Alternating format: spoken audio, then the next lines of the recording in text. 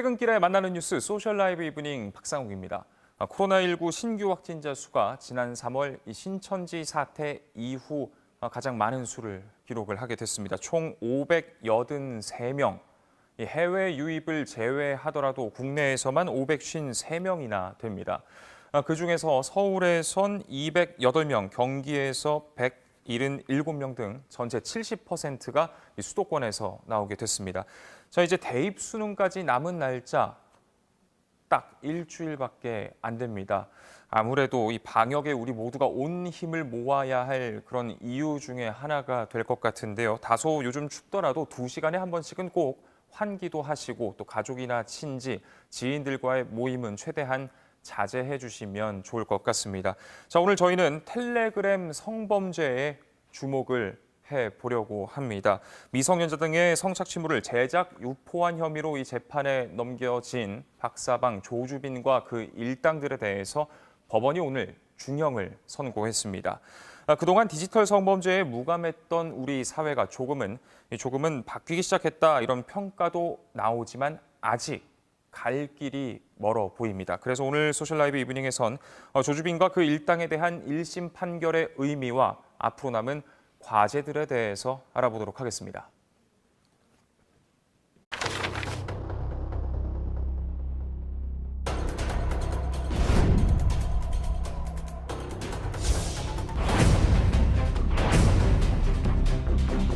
그러나 현재 재판을 받고 있는 데는 합의를 비롯해 N번방 주민들에겐 이 자신이 적용되지 않습니다. 텔레그램에서 이른바 박사방을 운영했죠. 여성에 대한 성착취물을 제작하고 유포한 혐의로 구속된 조모 씨의 신원이 파악됐습니다.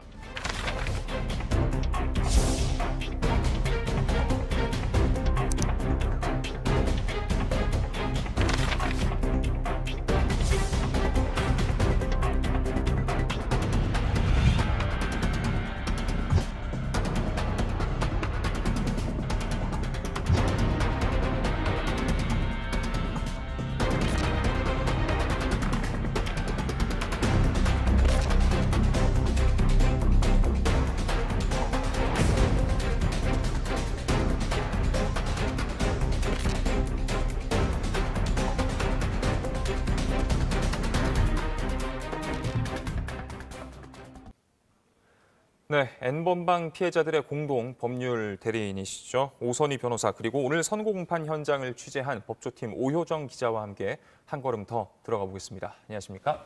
안녕하세요. 자, 일단 오늘 결과에 대해서 좀 이야기를 먼저 해보면 좋을 것 같은데 소회가 어떠신지. 네, 이제 3년 전에 손정우가 1심에서 집행유예를 받았고 항소심 가서야 실형이 나왔거든요. 근데 이 사건이 지금 조주빈 기준으로 하면 40년이 나왔고 이 손정우의 1년 6개월이 40년으로 오는 이 기간 동안 정말 많은 시민들과 피해자들의 노력이 있었다. 그것 때문에 약간 울컥했습니다. 네, 오 기자는 어떻습니까? 저도 되게 같은 포인트에서 울컥을 했던 게 저희 뉴스룸에서도 좀 보도를 해드렸지만 그동안 디지털 성범죄에 대해서 되게 법원이 관대하고 또 검찰도 관대한 모습을 보이기도 했고 그랬잖아요. 근데 오늘은 구형이나 또 형량이 이전보다는 좀 나아진 것 같아서 거기에 의미가 있지 않을까 생각하고 봤습니다. 네, 피해자분들께서는 혹시 어떤 반응이나 말씀을 하셨는지도 좀 궁금한데요. 네. 저희 지금 텔레그램 공대위에서 한 20명 정도의 피해자를 지원하고 있는데 피해자분들한테 직접 말씀을 안 드렸어요. 그래서 저희 아직 피해자분들한테 얘기를 안 들었고 이게 이 사건이 갖는 특수성상 서로 기뻐하거나 이럴 수는 없는 상황이어서 아직 피해자분들의 말씀을 못 들었습니다. 네. 당시 이제 선고가 나올 때 그럼 법원 내부의 분위기는 좀 어땠을까요? 네, 오늘도 항상 이 재판이 열리는 대법정에서 재판이 있었는데 항상 여기는 방청석이 꽉 차요. 다 많이 찾아주시고 오늘도 꽉 찼는데 오늘은 좀 분위기가 다들 좀 조용하고 좀 차분하게 숨죽여서 듣는 느낌을 저는 되게 받았어요. 다들 긴장하고 계신 것 같았고 또 워딩을 치는 저도 되게 좀 긴장 상태로 기대하면서 좀 들었던 것 같습니다. 네. 혹시 그럼 이렇게 선고가 나올 때 조주빈은 어떤 표정, 모습이었을까요? 제가 원래 검찰에서 있었기 때문에 선고 나올 때 항상 피고인들을 쳐다보는 습관도 있어요. 그래서 예. 저도 오늘 바라보고 있었는데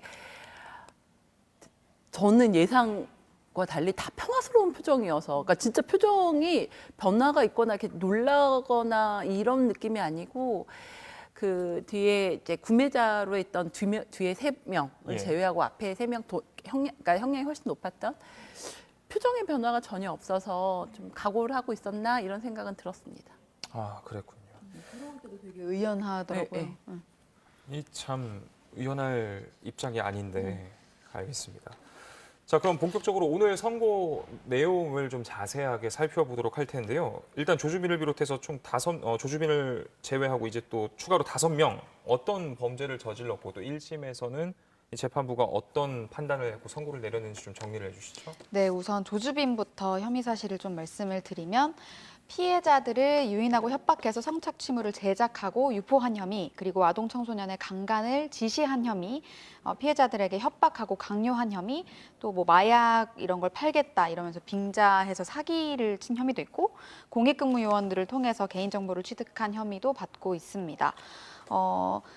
검찰이 무기징역을 구형했고 보도가 나갔지만 오늘 1심 재판부는 징역 40년을 선고를 했고요. 그리고 태평양 공범입니다. 닉네임이 태평양이었는데 태평양 이모 씨 같은 경우는 이런 성착취물을 영리 목적으로 유포한 혐의, 또 도널드 푸틴 강모 씨는 피해자들을 유인하는 광고를 게시한 혐의, 또 나머지 장모 씨, 임모 씨는 가상화폐를 조주빈에게 지급하고 고액방에 가입해서 이런 성착취물들을 받아서 소지하고 또 나머지 지시를 이행한 혐의를 받고요. 또 랄로 천모 씨는 성착취물을 역시 제작한 혐의, 그리고 소지한 혐의, 그리고 성적 수치심이 드는 내용의 문자를 전송하거나 성매매를 권유한 혐의도 받습니다. 또 네. 강모 씨는 추가로 그 보복 협박 혐의도 받고 있습니다. 이 혐의들에 대해서 법원이 어떤 판결을 내렸는지도 저희가 CG로 준비를 했는데요. 함께 네. 보면서 좀 이야기를 네, 더 네, 네. 나눠볼까요? 말씀드렸다시피 조주빈은 오늘 징역 40년을 선고를 받았고요. 그리고 이모 씨, 이 미성년자인데 징역 장기 10년에서 단기 5년, 그리고 강모 씨 같은 경우는 징역 15년 구형에 징역 13년 선고를 받았고요. 천모 씨는 검찰 구형량과 똑같이 나왔어요. 징역 15년, 그리고 임모 씨와 장모 씨는 각각 징역 8년과 7년 선고받았습니다. 네.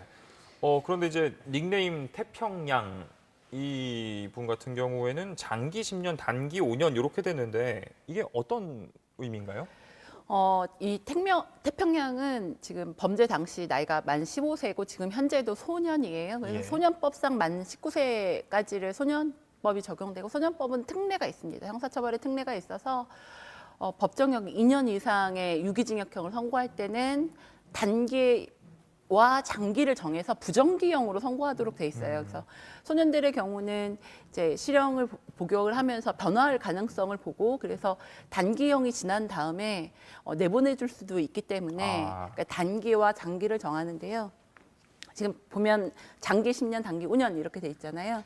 이게 법에서 정한 최대치입니다. 그래서 소년법이 단기 5년과 장기 10년 넘지 못한다 이렇게 규정이 돼 있어서 지금 그러니까 이번 선고는 사실 법이 정한 제일 높은 형이 선고가 된 거죠. 예.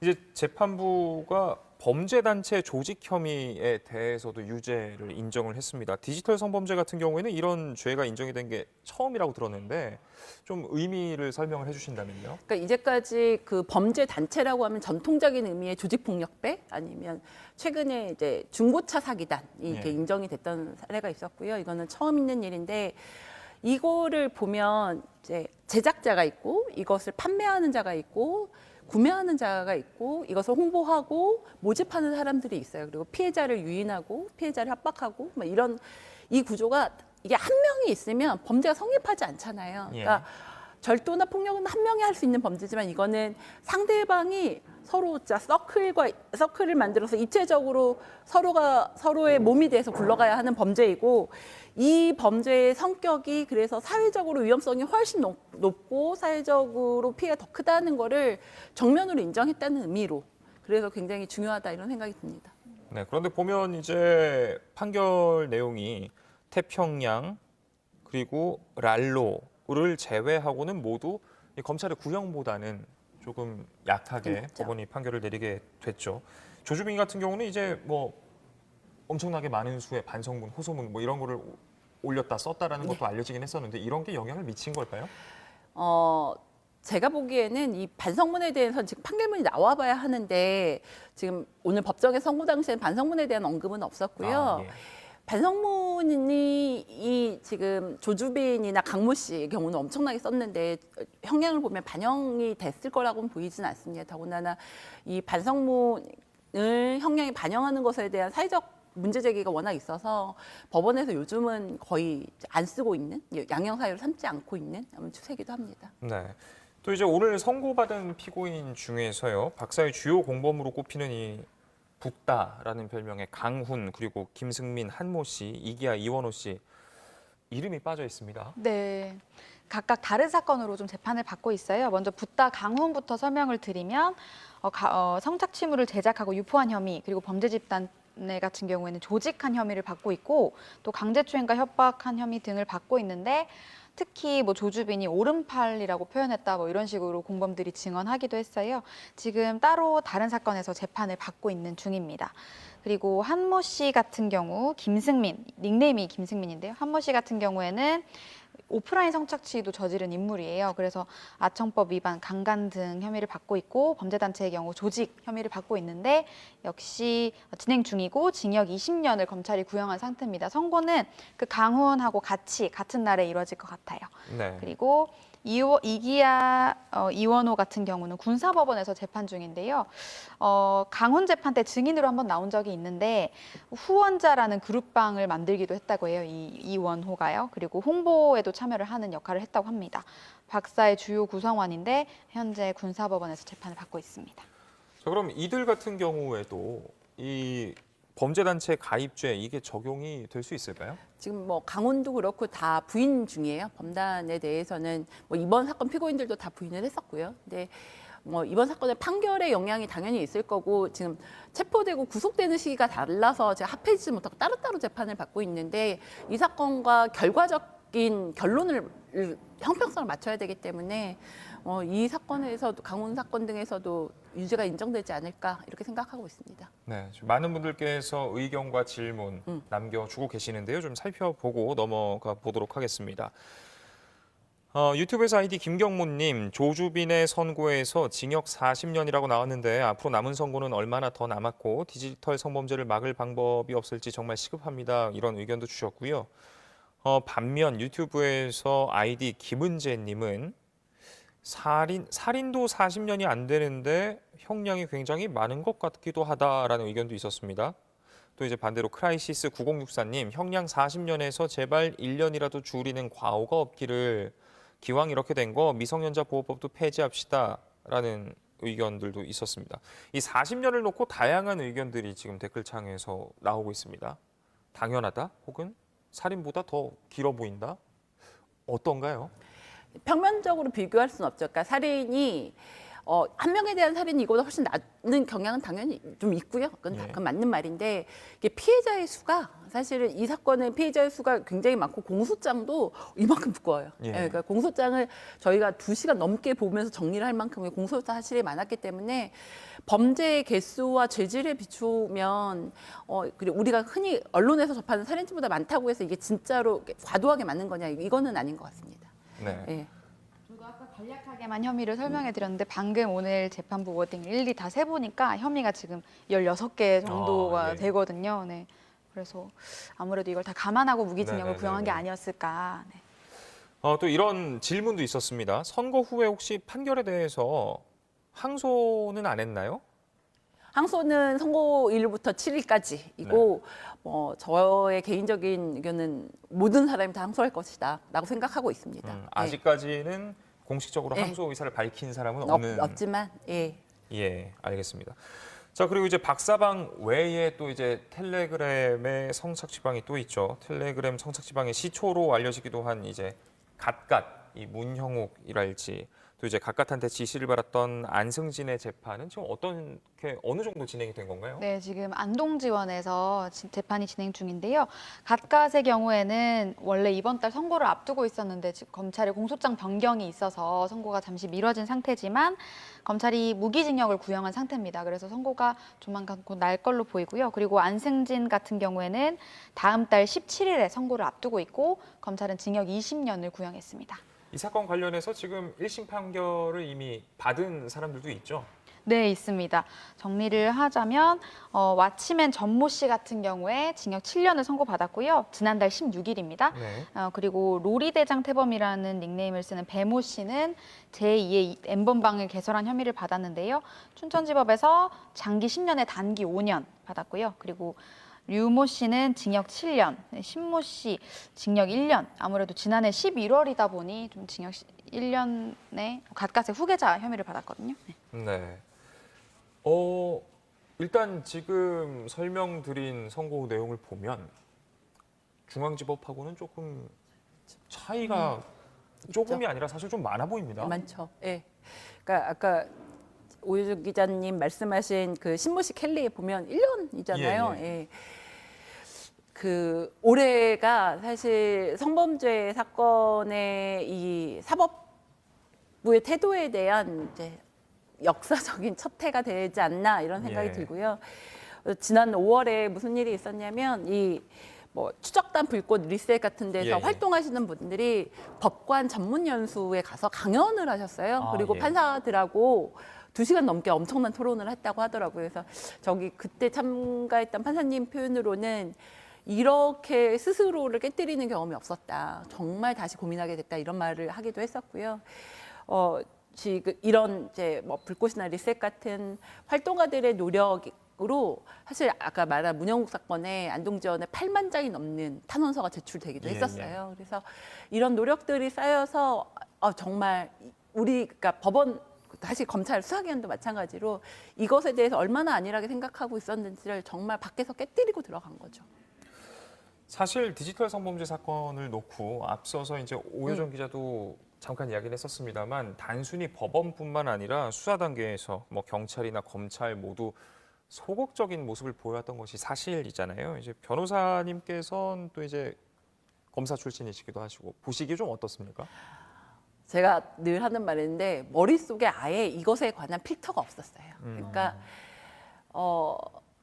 2010년 정도를 기점으로 사실 이제 성폭력, 그러니까 우리가 흔히 말하는 오프라인에서 얼굴과 신체를 놓고 예. 하는 성폭력에 대한 인식이 그 무렵부터 좀 올라오기 시작한 것 같고 그때까지만 해도 뭐 아동 청소년 성폭력 뭐 우리 유명한 사건에서도 확인되다시피 너무 낮은 형량들을 선고하고 있었는데요.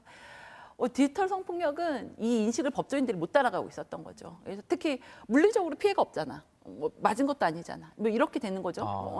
온라인상에서 일어나는 이것이 어떻게 피해자들의 인격을 말살할 수 있고 피해자들의 피해를 지속시킬 수 있는지를 그 누구도 생각조차도 못하고 있었어요. 그러다가 정말 아까 좀 전에 말씀드렸다시피 피해자들과 시민들의 노력으로 법조인들의 머리에 필터를 넣고 이것이 정말 문제임을 알려준 거죠. 그게 정말 깨뜨려진 그래서 인식이 변화하게 된 최초의 해라고 생각합니다. 예, 많은 분들께서 또 댓글로 의견 남겨주고 계시는데요. 유튜브에서 아이디 지코님 약하다 형벌이 유튜브에서 아이디 페이스북이군요. 페이스북에서 아이디 미경님 살인보다 죄질이 나쁘다고 생각하지 않습니다. 살인 형량하고 비교하지 마세요. 갓갓의 후계자가 징역 1년이라니. 네이버 TV에서 개구리 반찬님 40년 금방이다. 40년 겨울 40번 지나면 끝이다. 그러니까 충분치 않다. 이런 의견도 보내주셨습니다. 오 기자는 또 이제 법조팀이잖아요. 네네네. 앞서서 저희가 법조팀의 이도성 기자와도 함께 디지털 성범죄 문제를 놓고 소셜라이브 사상 가장 긴 시간 동안 이야기를 나눴었는데 네네네. 법조팀 기자 입장에서 봤을 때도 이런 변화의 기류가 좀 보이나요? 어떻습니까? 이 질문을 받고 저도 좀 인상 깊었던 장면을 생각을 해봤는데요. 가장 좀 기억이 나는 거는 비공개 재판이 많은 것. 이거는 피해자 증인 신문을 할 때 피해 사실이 노출이 될 수 있고 언론에 또 피해자가 원하는 공개를 원치 않기 때문에 좀 비공개 재판이 많아졌고 또 피고인이 퇴정을 한 채로 증인 신문이 진행이 되기도 하고요. 그리고 아예 증인이 다른 법정에 있고 중개 설비를 이용해서 화상 증언을 하는 방식도 얘기가 됐다고도 하더라고요. 또 한 가지는 아까 말씀드렸던 것처럼 늘 대법정에서 증인 신문이나 뭐 다른 재판이 진행이 됐는데 한 번은 재판장님이 너무 큰 법정에 서 증인 신문을 하면 피해자가 위축될 수 있으니까 네. 소법정에서 하겠다 뭐 이런 여러 가지 시도를 한 것도 좀 인상 깊습니다. 그런데 좀 저는 앞으로 우려가 되는 게 N번방 재판 같은 경우는 언론의 관심이 워낙 컸던 사건이라 이렇게 아주 기민한 대처가 됐던 것 같은데 일반적인 좀 디지털 다른 성범죄 사건들도 모든 재판부가 이렇게 노력을 해주면 좋지 않을까라는 생각을 좀 많이 했습니다. 네, 실제로 사실 디지털 성범죄가 지금 이 두 건만 존재하는 게 아닌 상태이지 않습니까? 그러다 보니까 아무래도 여론이, 언론이 주목하는 사건에만 뭐 검찰이나 법원이 신경을 쓰는 것 아닌가 싶어지는 우려도 생기는데 어떻게 보시는지요? 분명히 있어요. 분명히 있고요. 저희 이 조주빈 사건 유명하기 전에 초반에 저희 피해자분 중에 신고하러 갔었는데 신고 못 잡는다고 신고를 안 받아주는 케이스도 있었어요. 그러니까 이게 언론에 집중적으로 조명을 받으면서 실제로 수사가 진행되는 면이 있었고 다른 사건들 피해자도 그런 위축감을 좀 느껴요. 그러니까 내가 유명해지지 않으면 수사가 안 되면 어떡하나 이런 위축감도 있고 실제로 그런 사례들이 워낙 있어서 정말 시민들 다 같이 지켜보고 있어야 돼요. 항상 지켜보고 있어야 하고 이거는 수사기관과 법원의 태도도 개선되어야 하는 지점이라고 생각합니다. 변호인들도 조금 달라져야 맞아요. 한다고 생각하는 게 한 번은 그 피고인 변호인 중 한 명이 이렇게 말하다가 피해자 이름을 말해버린 거예요. 아직도 그게 기억이 나는데. 네네, 그런 일도 있었거든요. 그래서 좀 재판에 참여하는 모두가 경각심을 가져야 하지 않을까 이런 생각을 많이 했습니다. 그렇군요. 그런가 하면 이제 오늘 징역 15년을 선고받은 전직 공무원 랄로, 그러니까 이제 천모 씨죠. 천모 씨 같은 경우에는 현행 아동 청소년 보호의 성보호에 관한 법률 아청법이 아동 청소년의 성적 자기결정권과 사생활 보호에 반한다. 이 참 아무튼 위헌 법률 심판을 신청을 했습니다. 지금 이게 어떻게 진행이 되고 있을까요? 네, 오늘 선고와 함께 기각이 됐어요. 예. 네, 오늘 선고와 함께 기각이 됐고, 그렇죠. 이게 지금 읽어보시면서 다 이해가 안 되시죠? 예. 저도 여러 번 읽었는데 무슨 말인지 잘 모르겠고, 여러 가지 이 사건 사실 판결문이 길게는 안 나왔지만 중간에 법적인 쟁점들이 좀 있었고. 디지털 성범죄는 디지털 증거를 바탕으로 할 수밖에 없는데 그것에 대해서 압수수색의 적법성까지 많이 논의가 됐던 사건이었고요. 그래서 지금 이런 법적 쟁점이 많기 때문에 아까 제가 말씀드렸다시피 이게 양형 때문도 그렇지만 항소심에서 또 더 맹렬히 다툴 거라고 예상이 됩니다. 네. 지금 유튜브에서요. 아이디 헌서님께서 이제 계속 댓글창에서 뭐 살인죄와 비교를 하는 그런 댓글들이 많다 보니까 아니 이게 뭐가 더 심하다가 아니라 그동안 살인죄가 너무 약했다고 봅니다. 이런 의견도 있었고요. 또 유튜브에서 아이디 JH님 성범죄나 살인이나 둘 다 약하죠. 둘 다 세게 처벌하면 되지 않겠습니까? ER 브레이커님 피해자의 수가 너무 많습니다. 네, 이런 말씀도 해주셨습니다. 실질적으로 지금 디지털 성범죄 같은 경우는 일단 피해자도 굉장히 다수 그리고 자신이 피해를 입은지도 모르는 상황에서 피해를 입은 데다가 이게 유포가 됐을 경우에는 또 엄청난 다수에게 동시다발적으로 가게 되는데 이런 뭐랄까요? 지금 이런 처벌 처음에 이 구형을 하는 것도 그렇고 법원이 판결을 내릴 때도 그렇고 지금 현재 조주빈에게 내려진 40년 보다 더 강한 처벌이 이루어질 수도 있는 건가요? 현재 법 체계 내에서? 법률적으로 불가능한 건 아닌데 40년보다 그러니까 지금 이 사건보다 더 중한 사건이 절대 발생 안 했으면 좋겠어요. 저는 정말 이게 왜냐하면 말씀하셨다시피 유포가 되면요. 그러니까 저희가 피해가 반복된다고 말을 하는데 피해자 입장에서는 A가 유포하고 나서 B가 다운받으면 B가 이걸 뭐 이 파일을 10년, 20년 이후에 다시 유포할 수도 있는 거잖아요. 이게 없어지는 파일이 아니니까. 그래서 이 피해의 영속성의 문제가 너무 있기 때문에 이런 사건 자체가 제가 변호사지만 제 일거리가 없어서 좋으니까 제발 발생하지 않았으면 좋겠어요. 네. 혹시나 이제 더 그런 일이 당연히 발생하지 말아야겠고 그러시길 바란다고도 말씀하셨습니다만 혹시나 현재도 또 다른 종류의 이런 뭐랄까요? 아직까지 잡히지 않은 가해자 이런 비슷한 사건들 네. 여전히 좀 있나요? 어떤가요? 네, 저 지난주에도 그 다른 그러니까 지방법원에서 이거 아주 카피 범죄를 봤고요. 제가 그때 너무 기가 막혔던 게 주주민 이 사건으로 너무너무 사회적으로 혼란스러운 그러니까 너무 다 알고 있는 상황이 됐잖아요. 예. 근데 이 상황에서 카피 범죄가 일어났고 그것도 어린 소년법이 적용을 받는 청소년이었어요. 그래서 제가 어떻게 이럴 수가 있지? 뭐 이런 생각이 들었는데 이게 범죄가 일어나면 진짜 잡힐 수 있다. 그러니까 형량의 문제라기보다는 저는 저지르면 처벌받는다. 저지른 순간 그 생각을 꼭 사회적으로 좀 인식이 됐으면 좋겠다 이런 생각이 들더라고요. 그런데 말입니다. 이게 참 디지털 성범죄뿐만 아니라 여러 성범죄 사건들을 돌이켜 보면 뭐 조두순도 그렇고요. 네. 가해자에 집중한 여러 가지 법안이나 대책들은 쏟아져 나옵니다. 하지만 피해자를 위한 피해자를 격려하고 위로하고 감싸줄 수 있는 조치들은 그만큼 주목을 받지 않고 그만큼 많이 나오진 않는 것 같은데 어떻습니까? 지금 현재 재판 과정 지켜보시면서 진행을 하시면서 또 그동안 이제 사법기관들이 좀 지원을 잘 해줬다고 할 수 있을까요? 피해자들에게? 그러니까 이제까지의 피해자 지원의 형태는 일회성 범죄가 그러니까 지원을 하면 범죄가 시작되면 그 자리에서 끝나는 범죄를 예상하고 지원이 됐던 것 같아요.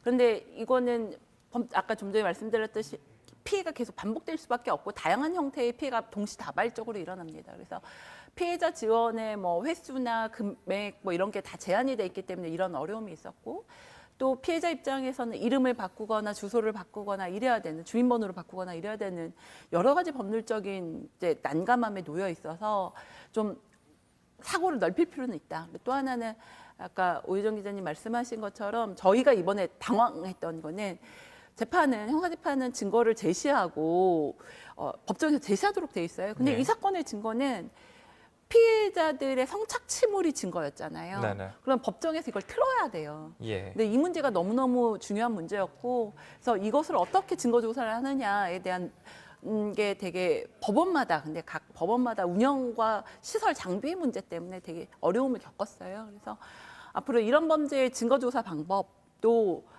법률적으로 한번 검토를 해봐야 되지 않을까. 이걸 공개된 재판 과정에서 피해자의 성착취물 다시 트는 것 자체가 피해자한테 고통일 수 있어서 이런 법률적인 좀 제도적인 검토도 필요한 시점이 됐다 이렇게 생각합니다. 네. 유튜브에서 아이디 ER브레이커님께서 이런 질문을 남겨주셨습니다. 손정우는 그냥 이렇게 끝나는 겁니까? 그렇죠. 이제 우리 말하는 일사부재리의 원칙. 네, 그래서 지금 범죄 수익 관련해서 재판받는 것을 제외한다면 기존 범죄는 이미 확정된 것이어서 어떻게 할 수는 없습니다. 그렇다면 끝으로 이제 선고 1심이지만 일단 선고는 내려졌고 지금부터 이제 집중해야 될 부분 어떻게 보면은 피해자분들이 일상으로 최대한 빠르게 안정을 찾고 돌아가는 일이 아닐까 싶습니다. 정부뿐만 아니라 사회가 여러 지원들을 해야 될 텐데 어떤 것들이 좀 마련이 되면 좋을까요? 저는 이런 범죄가 일어났을 때 피해자가 제일 많이 원하는 거는요. 삭제고요.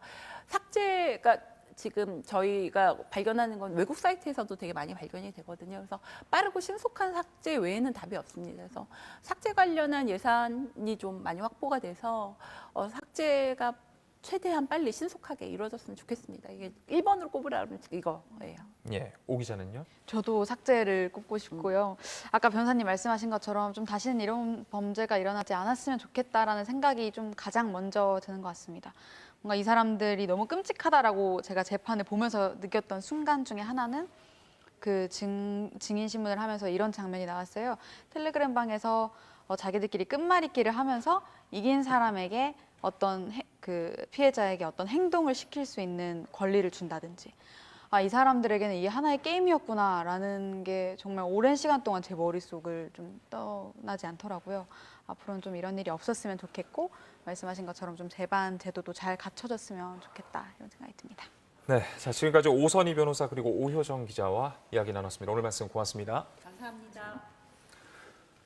네, 오늘도 제할일 다한 뉴스룸 간략하게 예고 드리겠습니다. 코로나19 신규 확진자 수가 지난 3월 대유행 이후 처음으로 500명대를 기록했습니다. 당장 오늘부터 모든 고등학교는 원격 수업에 들어갔는데 방역 당국은 강화된 거리 두기의 효과가 다음 주부터 나타날 것이라며 실기한 것은 아니다. 2.5단계로 격상하는 기준에 도달하지 않았다라는 입장입니다. 윤석열 검찰총장이 법무부가 판사 사찰 문서라고 주장하는 이 문서를 어젯밤 직무정지 효력 정지 신청 과정에서 법원에 제출한 것으로 확인이 됐습니다. 전국 곳곳의 고검장과 검사장들은 성명서를 내고 추미애 장관의 재고를 요청하고 나섰는데요. 이런 가운데 법무부는 대검찰청에 윤 총장의 직권남용, 권리행사 방해 혐의 수사를 의뢰했습니다. 자세한 소식은 이어지는 뉴스룸에서 확인하시고요. 저희는 다음 주 월요일 저녁 7시 20분에 찾아뵙겠습니다. 시청해주신 여러분 고맙습니다.